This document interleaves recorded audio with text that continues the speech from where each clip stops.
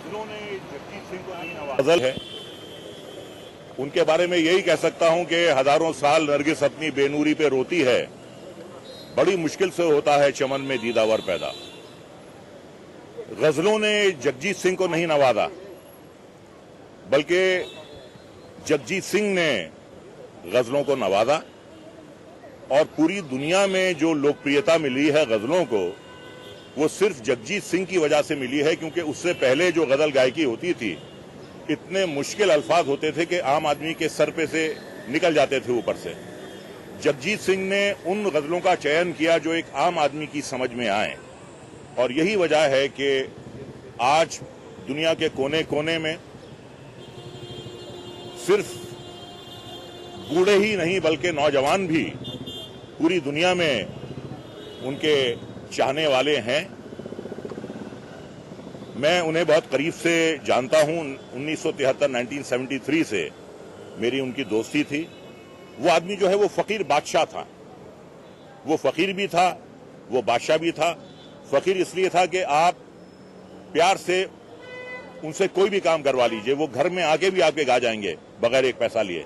लेकिन अगर कोई अपनी दौलत का, अपनी ताकत का, अपने स्टेटस का रूप दिखाए उन्हें, तो वो जगजीत सिंह कभी उनके आगे झुकते नहीं थे। एक शेर है कि खाकसारों से खाकसारी थी, सर बुलंदों से इनकसार ना था।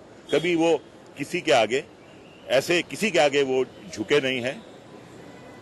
उनके बारे में मैं ये भी कहूंगा कि जिस ट्रेजेडी से वो गुजरे हैं, किसी भी इंसान के लिए दुनिया में सबसे मुश्किल वो लम्हा होता है कि उसे अपनी औलाद की लाश अपने कंधों पर उठा के ले जानी होती है। उस दौर से भी जगजीत सिंह गुजरे हैं। एक इकलौता बेटा था उनका, विवेक, जो बेचारा रोड एक्सीडेंट में जिसकी मौत हो गई।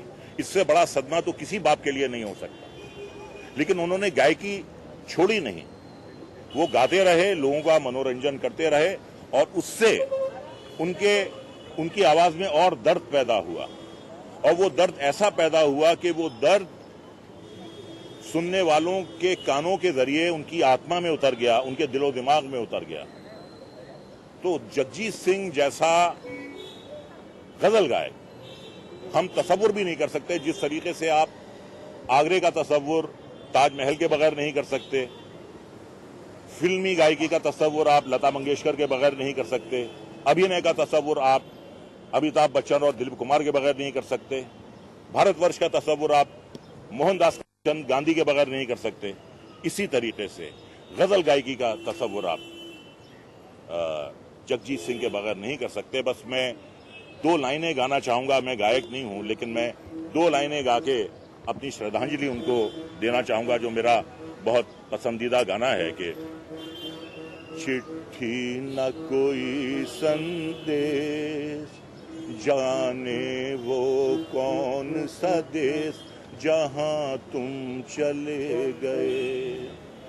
चिट्ठी न कोई संदेश, जाने वो कौन सा देश, जहां तुम चले गए।